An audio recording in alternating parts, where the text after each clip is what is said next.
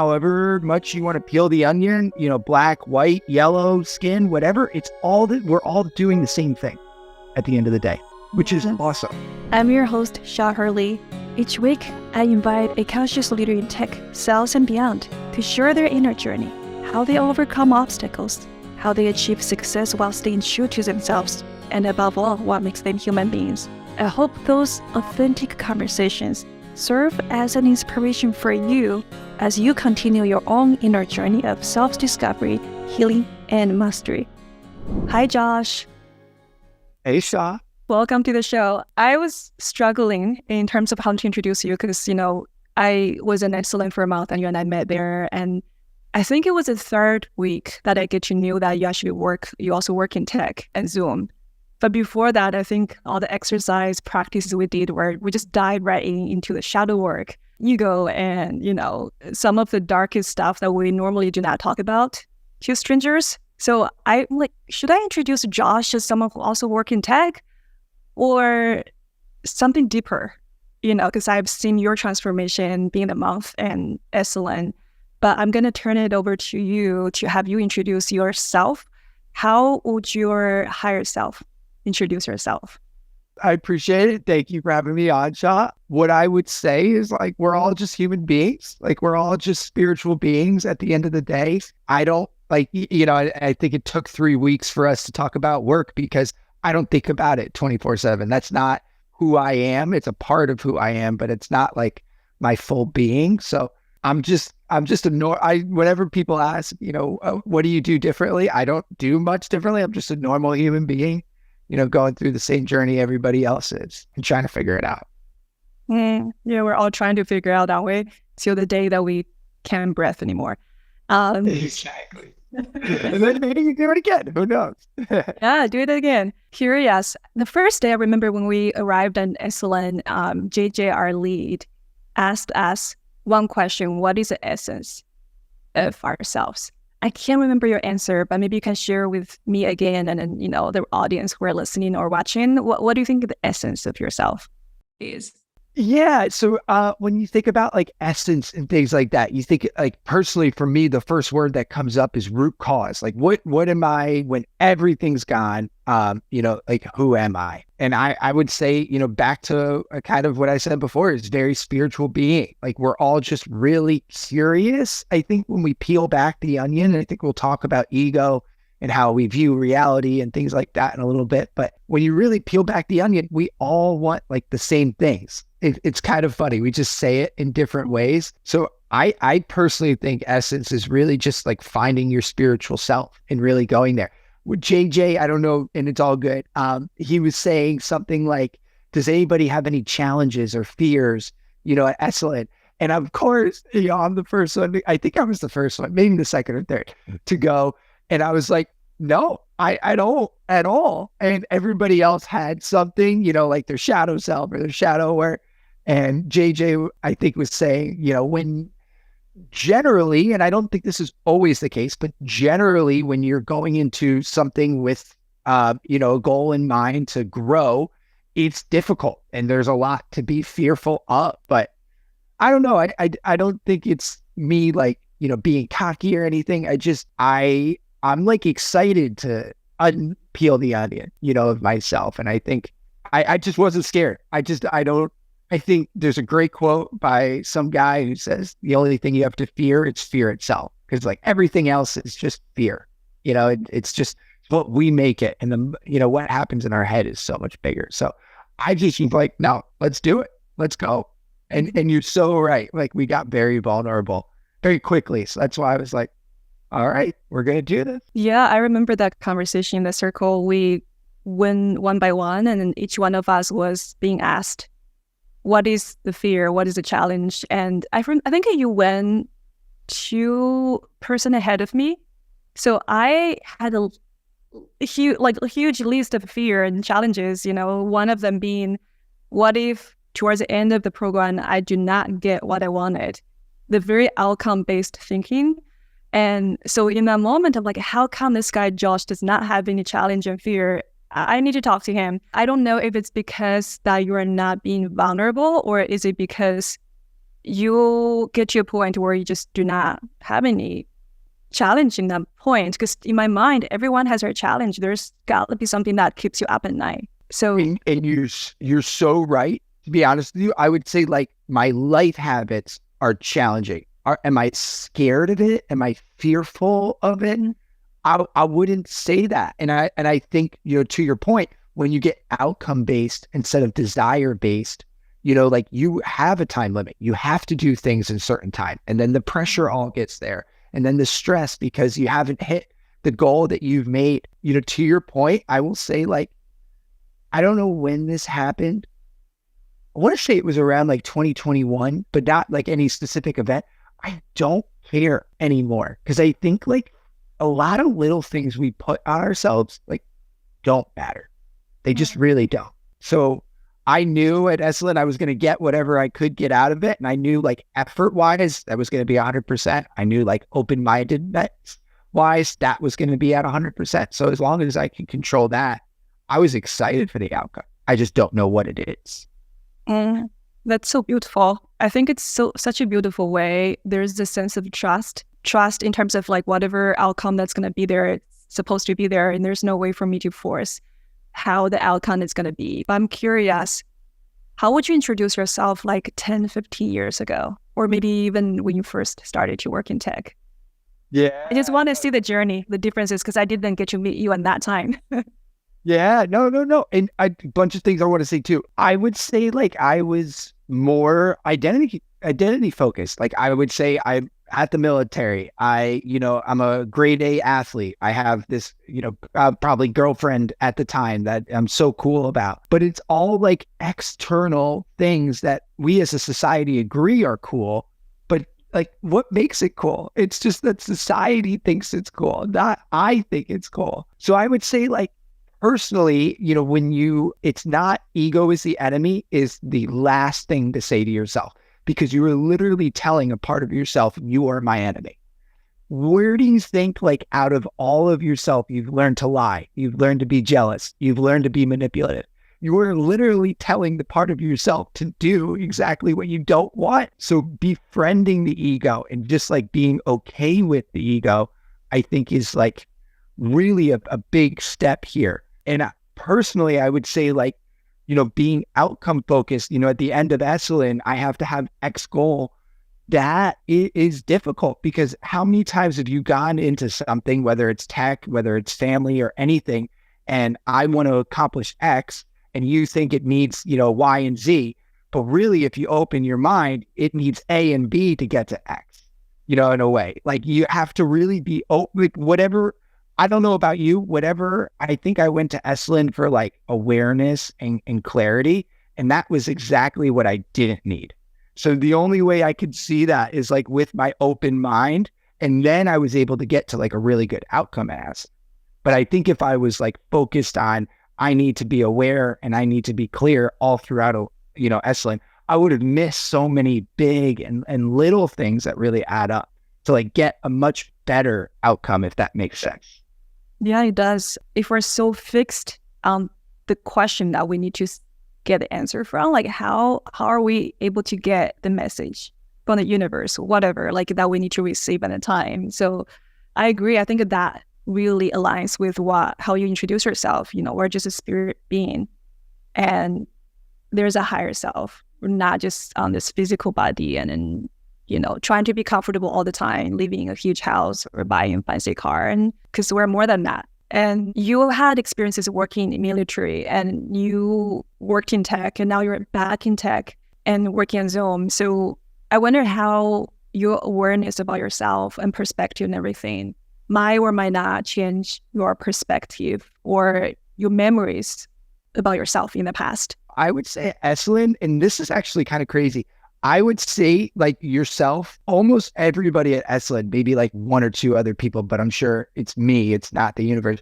I've like seen, very similar personalities, or I've had like a relationship, of similar personality. Jimmy, just to put it out there, reminds me like he's literally a spitting image of my freshman year college roommate, like could not be any different. And it was awesome, to be honest with you, because I was acting differently. with Jimmy. And I was wondering why. Like obviously I've grown a little bit. So I was like so excited for myself.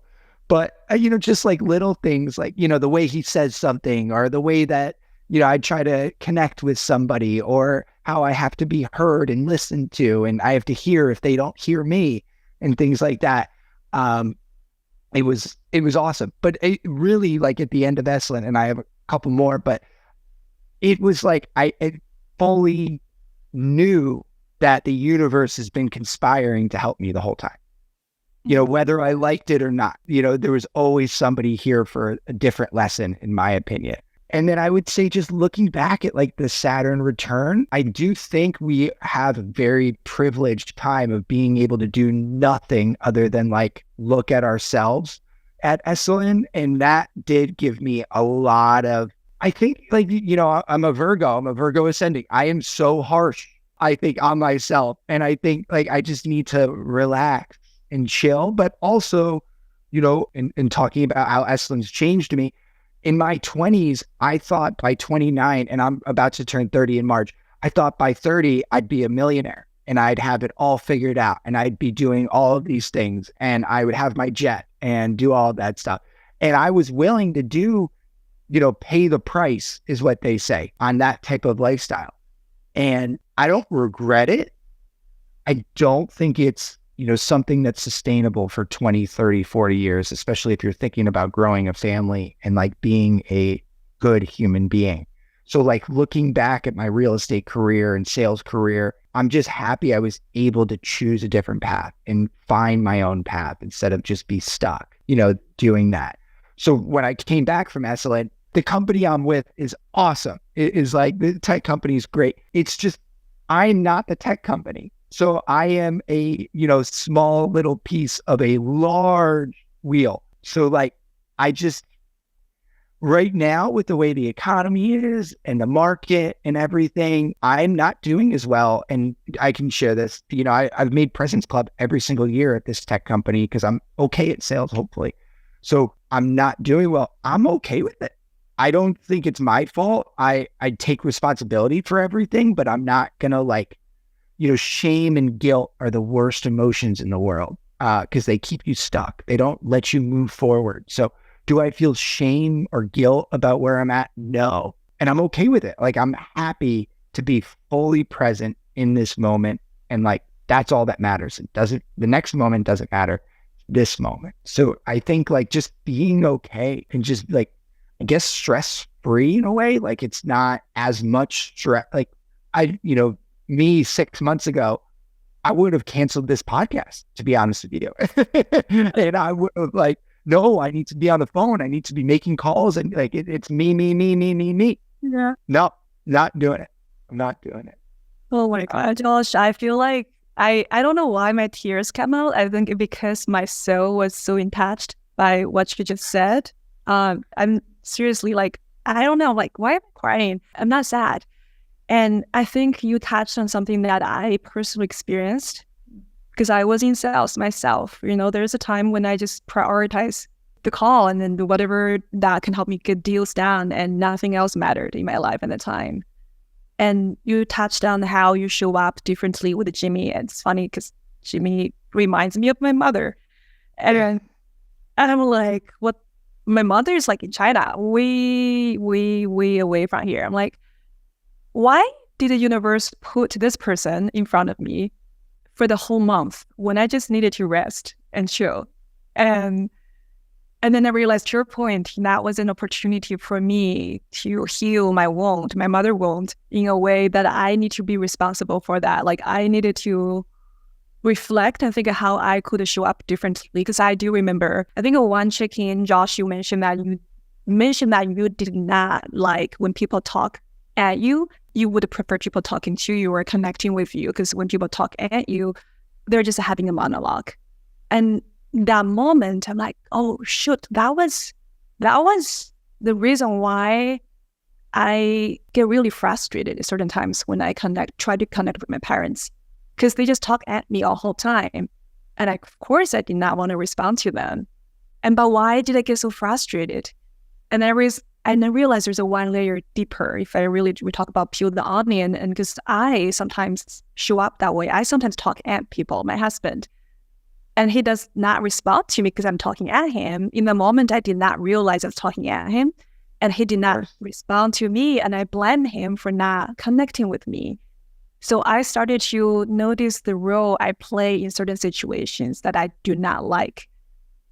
So I like how you're just like connecting the dots, how you get to act differently, take the opportunity to heal and transform yourself. I still do it all the time, and I know that I don't like it, and I still do it, is like whenever you're talking for more than, and I know I'm doing it during this podcast a little bit, but whenever you're talking for like more than 30 seconds, just like pause and like think. Almost anything that is important to say only really needs 2 or 3 sentences. So whenever you go above that and you're showing your examples and your details and like, does that really help the conversation, or are you just talking? It's like a really, I think, big thing. And I think a lot of people, to your point, and I will take, the fall for this if you don't feel this way. That's how we've learned to communicate growing up. So we don't even know the difference, and that's okay. So I think, as soon as we get that awareness, like, I don't like this. Like, what is this? Why is this happening? And you start thinking about that, hopefully that'll be really obvious to you in your communication. And it's something I'm working on. I don't know about you, Sha. I'm working on it every day still. Every single second. And I think what really helps me is to practice in breath one. I think it's a breath, relax, feel every sensations in your body, and watch the thoughts, accept. I think it's accept. Like you basically, right? Accept that's who we are. And it takes time for us to grow, and takes time for us to be aware of our thoughts. Judgment is such a real thing. I think I judge other people. I don't even, like, again, I'm a, Virgo ascending. I had no idea all of these harsh criticisms were really judgments. They were huge. So like whenever you're talking at somebody and you judge yourself, it hurts. It hurts to watch and see, but the judgment doesn't like get you to the next step. That keeps you stuck. The understanding of why you're doing it gets you to the next step. Exactly. So I love how you're just saying I'm Virgo, because you keep referring back to Virgo, and then you're also mentioning 5 years ago or a few years ago, you wouldn't even want to talk about astrology, because to your point, like allow ourselves to see different perspectives and allow ourselves to see a different version of ourselves, right? Like the 5 years ago, a version of Josh is so different than this version. Like if I met you, like you're saying 6 months ago, we wouldn't even be talking now. But it's amazing that we're actually having this conversation now. I don't know what's going to happen 6 months from now. Who knows? But I'm just so happy that we get to evolve. We get to be a different and newer version of ourselves as we continue the journey. Looking back on it, what was like the hardest thing, you had to overcome in Esalen, if you don't mind me asking? I really enjoy alone time. And I always tell people I love solitude. And before Esalen, I normally go on like, Vipassana meditation, like those like 15, 20 day, 30 day silent meditation. No one gets to talk. That's just my happy place. And Esalen is a place of community, and it's a place of polarity. And then you get to put yourself out there.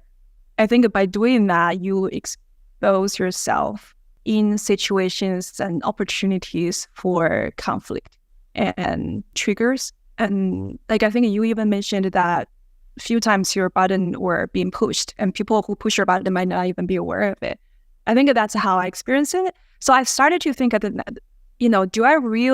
it really I love solitude, or is it because I'm avoiding my button potentially being pushed? And towards the end of the trip on Esalen, I remember last day, I was in Jovina's class dancing, and I cried so hard.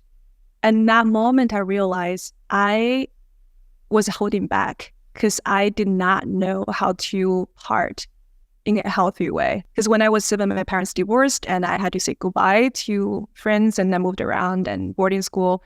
And so I think I never learned how to say goodbye, how to part with the people. So then as a consequence, I tend to hold myself back from building deeper connection with people to protect myself. And so I was talking to my roommates in Iceland last day. I'm like, gosh, I intentionally did not spend much time with you guys, but I feel this large amount of sorrow inside of myself. Now I'm saying goodbye to you guys. Imagine I did not hold myself back. Imagine I actually went out and connect with you guys. I don't know if I can deal with this level of sadness in me.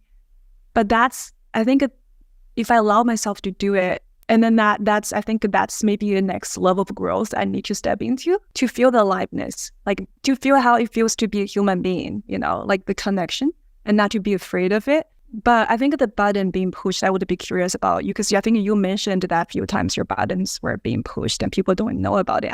In that moment, I'm like, Josh, can you tell us what are the buttons? Can you tell us? Because it was in a group setting. I did not want to just hear. I didn't know if you were comfortable sharing. Yeah. I appreciate you asking. I would say so. I think there were a lot of people, and to be really open and honest with you, had a very similar story of conversationalists.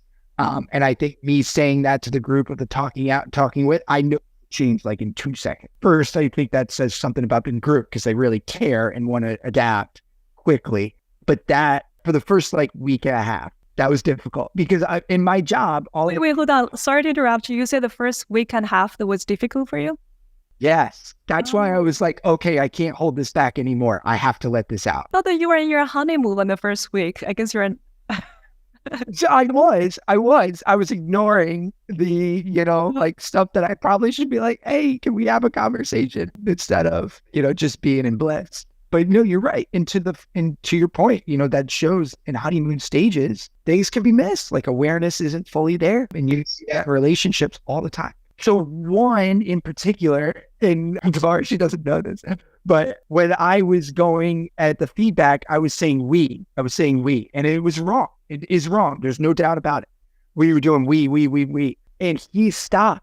I was the only one to get feedback, and everybody's, like, to be cut off in the middle of class while I'm trying to say something. And he goes on like a 5-minute spiel about why I is important. My ego got super upset. Like I was really angry. I'm not going to lie.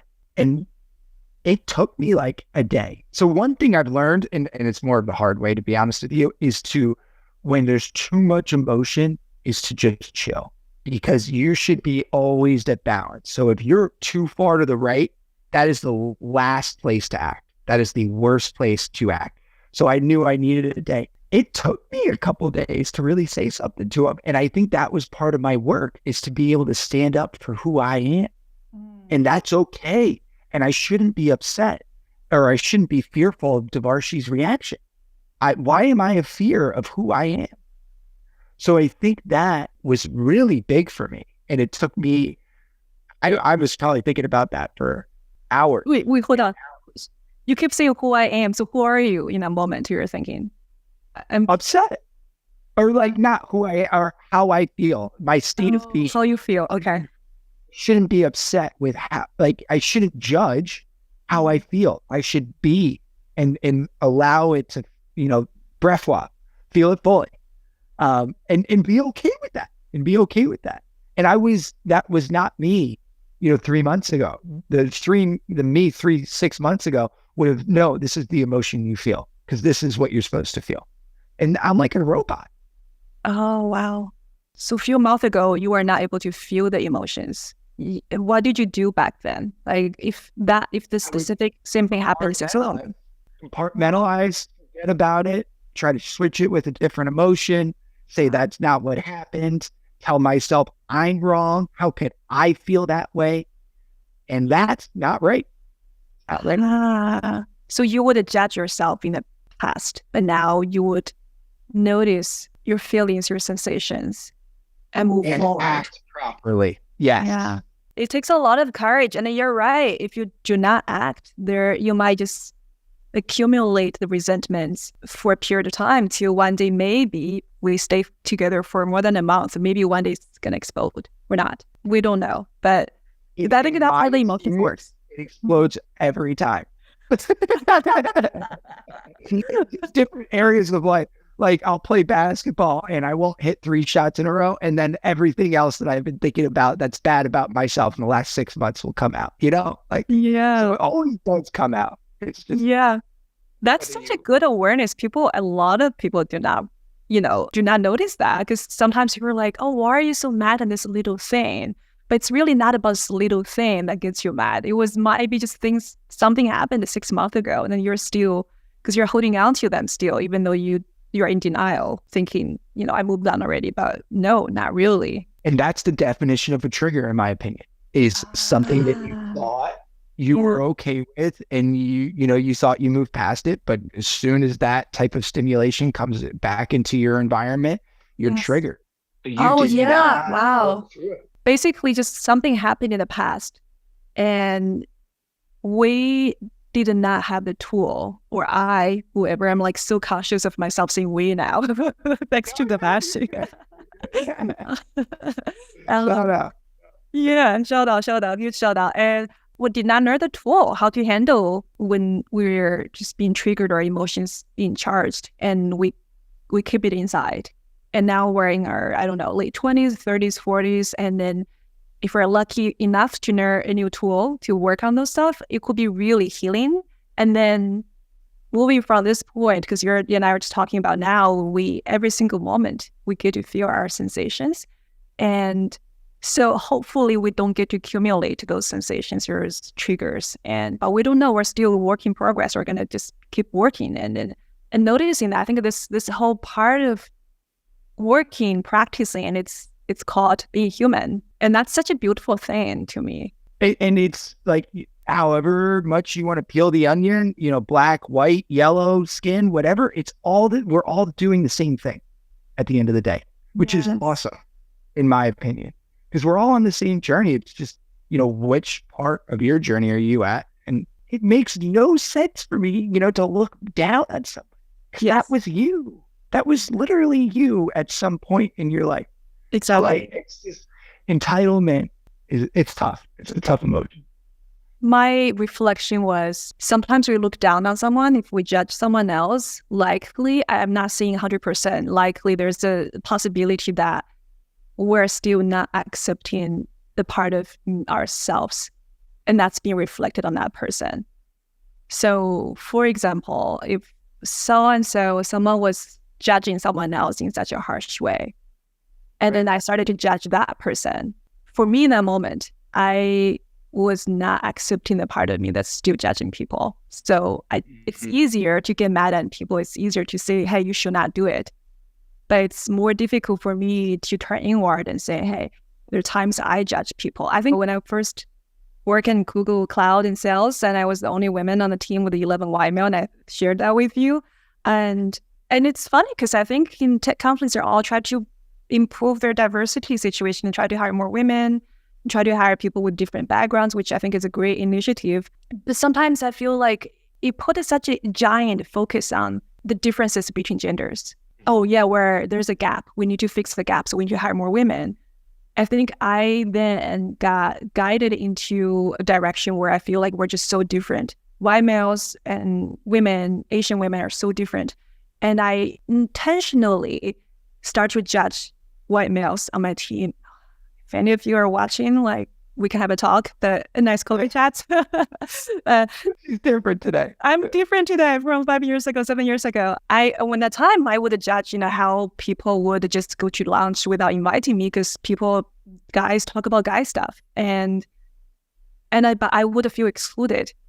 And then the time when I was in Esalen, I remember, so Jimmy and I talk about Jimmy. Jimmy was like, yeah, like, Sha, I know, I went to, UC Berkeley, and there are a lot of Asians and Chinese do this and that. I was so triggered in the moment because I was like, how much do you know about Chinese? How much do you know about Asian? How dare you making judgments about Chinese? But I think the reason that I get being triggered is because I was still holding on to the period of time where I judge white males. To you, one time, I think you included me in certain conversations, even though the way how you include the conversation also triggered me. Because you're like, Sha, I think you're a type A. Would you want to work in the military?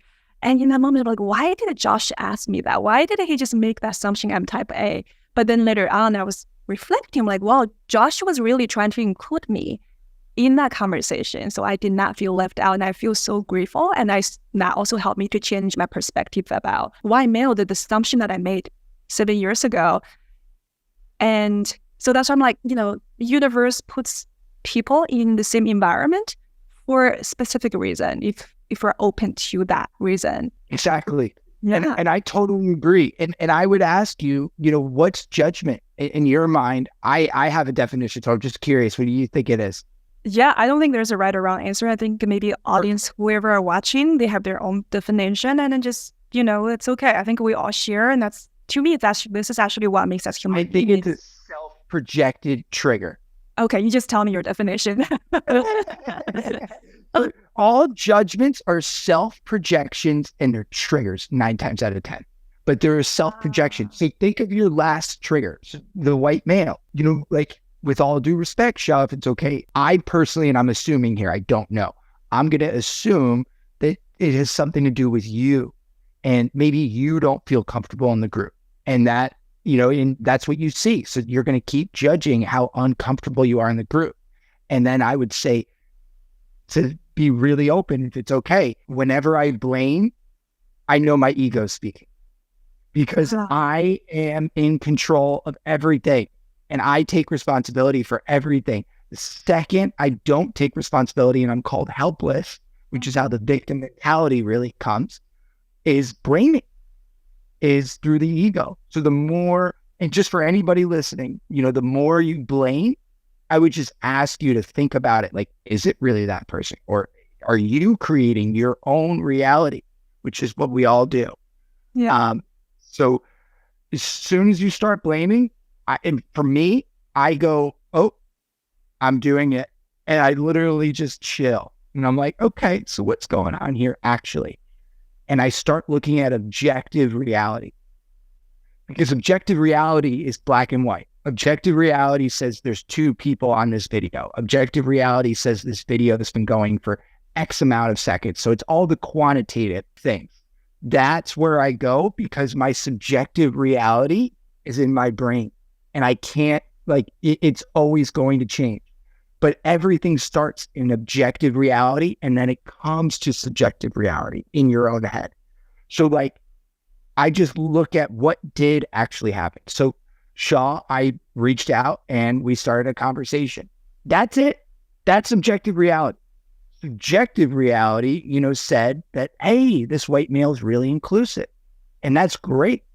But whenever I get upset, it's always in my subjective needs to change. What I think about things needs to change. So objectively, maybe if it's okay for me to say, you look back on Google, maybe they did invite you once or twice, and maybe it wasn't the right way. I'm sure there was a bunch of reasonings, and I'm sure you're totally valid in how you feel.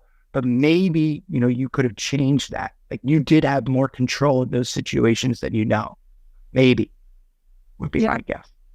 I think we all, by the way, I have a trigger, a button being pushed. I'll share with you. But anyways, okay, I'm sorry. let me share.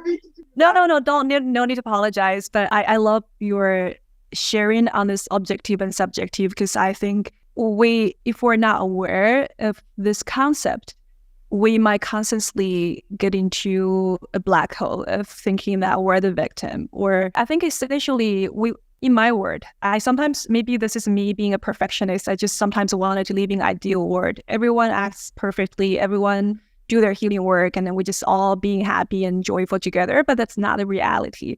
So reality is we live in a world and we all carry our past and we all project. So I think seeing this, understanding this will allow ourselves to be more grounded and not just being put into different directions. And in blaming people, I think that's where there's a workshop I used to teach on Google, positive intelligence, and then judgment is actually the mother of all self-sabotaging tendencies, including, controller, perfectionism, hyper-vigilant, and then judgment is the center of it. And to me, judgment is really just part of our thought process. And there's 100,000 thoughts coming to your mind every single day, and judgment just being part of it. It's not too bad about it. I think it's when the judgments cause negative emotions. It's like, when we put our hand on the stove, our hand get burned and we move our hand away. But when we think about something and judgment happens and we feel hurt, we feel our negative emotions started to appear, and then we don't move ourselves from that situation. We keep thinking about it. We keep judging about that people, the situation, or ourselves. We keep going and going. It's almost like we put our hand on the stove. If our hand is burning, we don't move our hand. We just keep putting the hand there. So I think being aware of our judgments is super helpful, like in this whole journey of self-growth or transformation, however you call it. Observations is really what we're looking at here. So the negative observation is a judgment. The positive observation is called learning.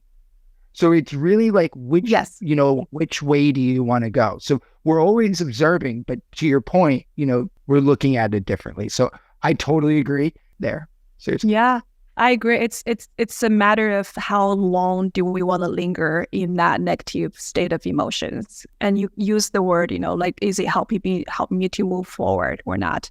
And so if we stay in that negative emotions, we're not moving forward. We're just stuck in there. Oh, so let me talk about my button before I ask you the last question. So when you were asking me what do I think judgment is, and like thinking, sometimes it takes time for me to process it, and then you start to share your definition of judgments. I'm like, okay, Josh just asked me a question, and he then answered the question himself. I guess he did not really know my answer, did not want to know my answer, but he just shared it. This is like me being triggered because there are a few times people ask me a question without wanting to know my answer. They just want to share something. So they ask a question in a form, I guess that's a way for them to share their information. But anyways, I think I noticed my trigger being activated and like, okay, I have to share it with you. But then I thought it would be nice to share it with you in this platform, because I remember at Nestlin, there's a few times we talk about triggers, and Devasha, our teacher, was saying, sometimes it's helpful to actually share your trigger with other person, because then you can talk openly about, is it my thing or is it your thing? Let's talk about it. And because in a way, we can potentially help each other to heal in a safe place, if that makes sense. Oh, 100%, 100%. And yeah, that is, you're right. I saw him breathing, so I was like, oh, okay, like, maybe she doesn't have a definition, Andy. So that's why I was trying to, my word would be like save you. And I was trying to help, but yeah.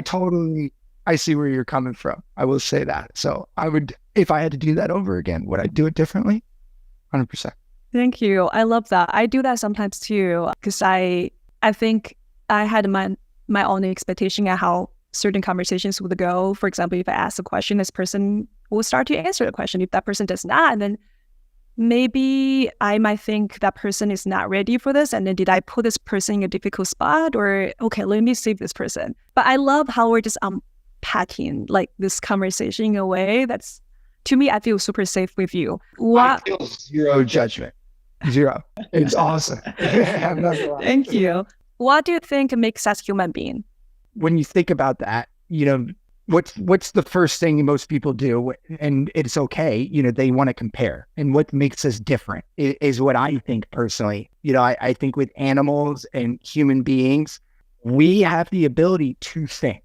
Human beings have the ability to think. And I don't think people realize how powerful that just one thing is. Animals, they're doing their instincts the entire time. They're reactive 9 times out of 10. Maybe they're proactive to hunt, but everything else, is pretty reactive. They obviously have a better sense of the atmosphere and move things around, but that is all instinct. There isn't like, oh, I should redo, this tree that I created a nest on. How do I do it properly? And maybe I'll test 10 different ways to build a nest. No, they're instinct only. So the ability to think is so like special in the universe. Like I didn't figure that out until like a couple of years ago. And then I would say like the ability to create, to think and create are 2 unique human being things on Earth that is, you can't get that anywhere else. It reminds me of the 5 koshas. Remember we were talking about like the physical body and then the ability to think. I don't think you're talking about thinking mind. I almost feel like you're talking about the conscious awareness, like the higher, like we're able to consciously being aware of what's going on in our mind, our emotions, our sensations, but not just limiting to the thinking mind.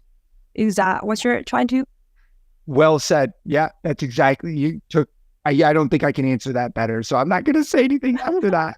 Yes, Yes, that's That's exactly what I'm saying. great. Not like plus two equals four. No, Yeah. conscious awareness. Yeah, I love how we have the same language that we can communicate. Like, for people folks who are watching, just koshas and five koshas and Google it, and you can always reach out to us if you want to have a deeper conversation on the kosha, because I think that's so impactful for me. I'm sure for you as well, Josh, and then the rest of the people in our program. Absolutely. No, and just like there are parts of me that come together to make the whole. I totally agree. Can I share the most impactful thing of Esalen? Yes, please. Yes. So for me, and Shaw, you're definitely an achiever, just like myself. We like to go forward and we like to go do things and try new things. This changed everything for me. Being present, you don't have to go seek. You don't have to go try new things. It will literally come to you. It will literally come to you. And that has been huge, because I always in my life, am I doing the right things? Am I doing this? Should I be doing more of that? No, if I'm fully present, I will see it. Like it will literally smack me in the face through synchronicity. Like this is what you're supposed to do. And that has been life-changing, absolutely life-changing, because I don't feel like I have to keep searching. I know it's coming. Yeah, and it's interesting you use the word searching, because I think in Esalen, most people go there, they have the identity as seeker. They're seeking something. And most of us go there to seek something inside of ourselves. And you're talking about being present. I noticed that in myself as well. Like I used to just try to accomplish a lot, do a lot.